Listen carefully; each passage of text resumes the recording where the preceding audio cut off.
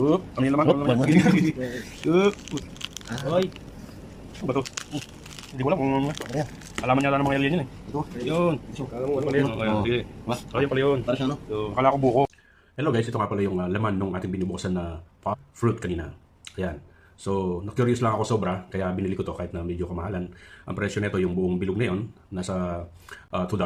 Okay, $2. So, titikman lang natin kung lasa nito, no? Para malaman natin kung ito ba ay masarap o hindi.